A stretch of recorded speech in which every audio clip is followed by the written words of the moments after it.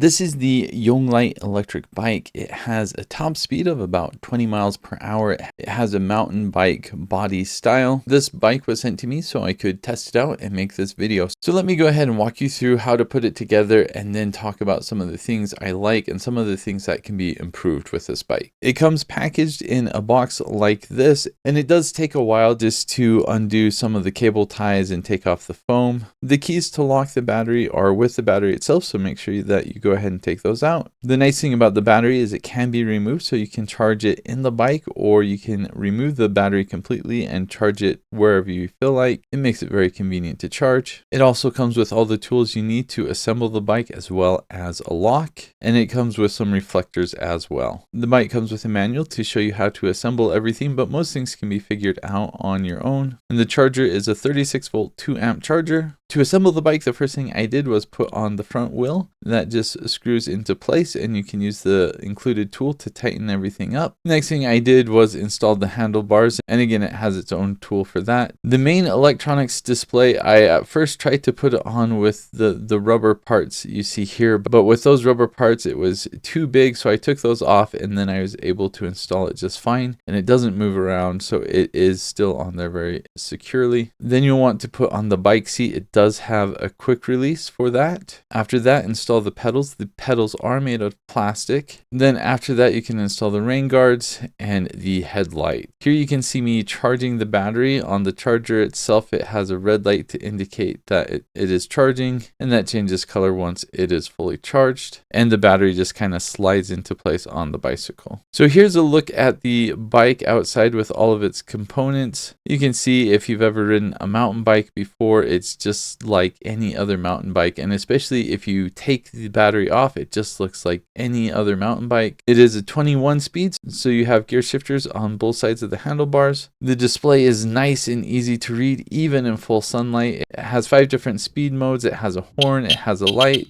So while I show you this footage of me riding the bike, let me kind of just tell you a little bit about my experience with it. I am 5 feet 11 inches tall, so kind of average, maybe slightly above average. And I weigh about 220 pounds, which is almost definitely above average. So I am a bigger guy. And the first thing that I noticed with this bike is that the seat did not go up as high as I would have liked. You can raise or lower it probably about 9 or 10 inches. But even with having it raised to the full extent, I felt like it was a little bit small for me. I couldn't extend my legs all the way. Now, if I'm just using the motor and I'm not pedaling, that doesn't have any impact at all. It feels just normal. It's very comfortable. But the times I didn't want to use the motor at all and I only wanted to pedal, I wish I could have raised the seat a bit higher. And the other thing with the seat is I could never get the quick release as tight as I wanted it. As it was, the seat would sometimes kind of rock back and forth just a little bit. And I think that's kind of the thing you need to be aware of with this bike is for what you get, it's really quite inexpensive. And I think because of that, all of the components are kind of mid-range. They're not the top-notch, high-end components. So that is something you need to be aware of. I think if you're smaller than me, or maybe you're a teenager or something like that, I think that's a really good size for this bike, and the bike would work really well. If you are about my size or larger, then that's something to be aware of. If you're just using the motor, then it's pretty comfortable, but if you're pedaling, it might not be tall enough for you. The bike has disc brakes on the front and back, and while they work just fine, they are not as smooth as I have experienced on some other bikes. So again, that goes back to it's kind of a mid-level range of components. With the gear shifters, I struggled a little bit to get to the top gear, and I think I could get that easily fixed with some adjusting. But again, something just to be aware of is you may need to make some slight adjustments to get it to perform to the optimal level. And I think the last thing to be aware of is on the top gear, you're probably not going to go much faster than about 10 to 13 miles an hour. It's just not a very high top gear. And what I mean by that is your pedaling gear. If you want to go faster than that, you're definitely going to have to use the motor,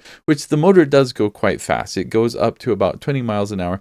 So you can get a nice top speed, but you would get that top speed using the motor and not by pedaling. The bike has 5 speed levels, and you can use pedal assist, where when you pedal, it will automatically engage the motor motor and help you along, or you can use the throttle as well. It does not, however, have a mode where pedal assist is turned off and you can still use the throttle. It's either both the pedal assist is on and the throttle is on, or neither is on. I think the main advantage for this bike is for the motor you're getting and the power you're getting with that. It's a really inexpensive bike. I hope this video helped. Thanks for watching.